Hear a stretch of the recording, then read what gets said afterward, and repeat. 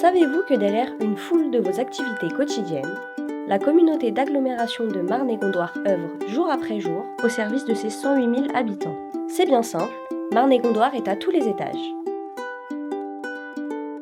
Pièce par pièce, votre agglo est à portée de main. Dans le garage, avec mon vélo, on peut rouler sur la toute nouvelle ligne V4 du réseau Vélo Île-de-France. Dès 2025, nous aurons aussi la ligne V9. À horizon 2032, 76 km des liaisons douces seront rendues accessibles aux cyclistes. Dans mon sac, avec mon pass Navigo, le sésame pour les transports en commun.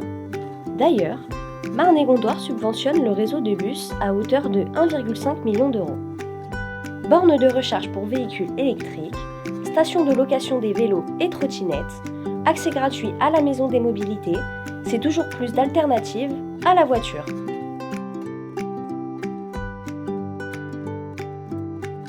Dans ma maison, si elle est à louer, avec le permis de louer et le permis de diviser, l'agglo fournit aux communes 2 outils très efficaces pour lutter contre l'habitat indigne. Dans la cuisine,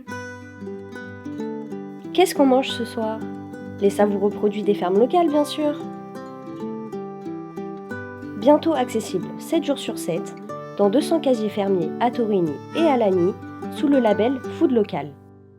Un label développé par l'agglo pour désigner tout ce qui se fait de meilleur ici. Mangeons Marne-et-Gondoire.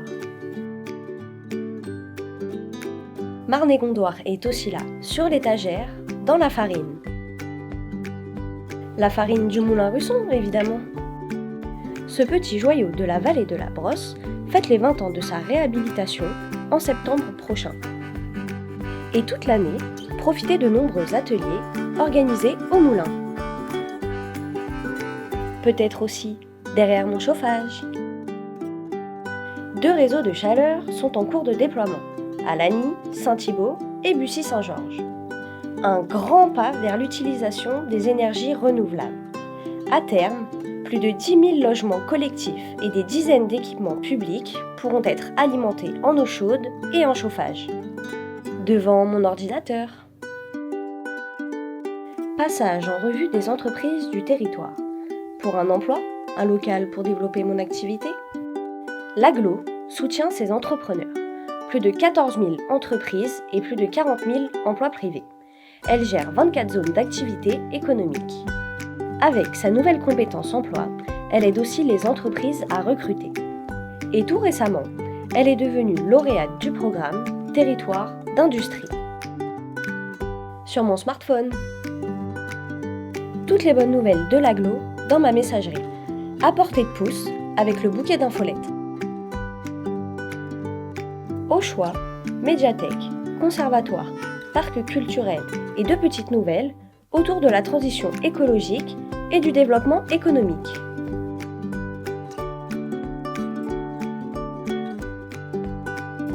Pour recevoir celle de votre choix, pensez à vous abonner.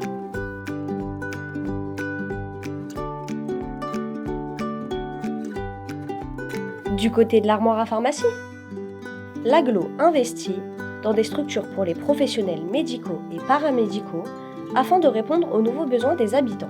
Déjà 3 maisons de santé sur le territoire et bientôt 2 autres à venir.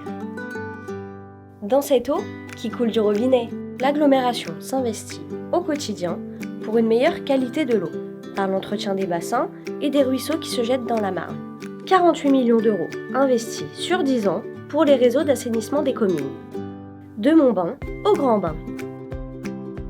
Au centre aquatique intercommunal à Lagny, qui propose toute l'année des activités pour les nageurs de tous âges et tous niveaux. Son parking s'est récemment doté d'ombrières photovoltaïques pour produire une énergie 100% renouvelable. Et dans quelques années, on pourra faire des plongeons dans le futur centre aquatique intercommunal à Bussy-Saint-Georges. Quand je répète dans ma chambre. Je suis à Bonne École auprès des 145 professeurs de musique du conservatoire. Notez qu'on y pratique aussi les arts plastiques. La musique s'invite partout, dans les festivals organisés par l'agglo, comme dans les orchestres crescendo et fortissimo. À la lecture de ce livre, emprunté dans l'une des 13 médiathèques du réseau, parmi 220 000 documents, CD, revues, DVD, liseuses et même des puzzles. Si. Les médiathèques ont élargi leurs horaires pour encore mieux vous recevoir.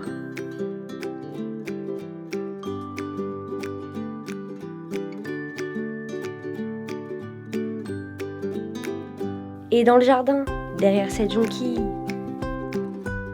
une invitation à musarder au parc culturel de Rantilly pour l'expo du moment au château.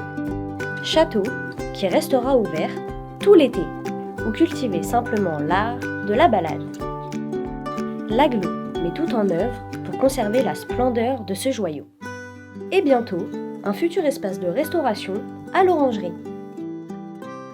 Alors cheminez et passez dire bonjour à Diane.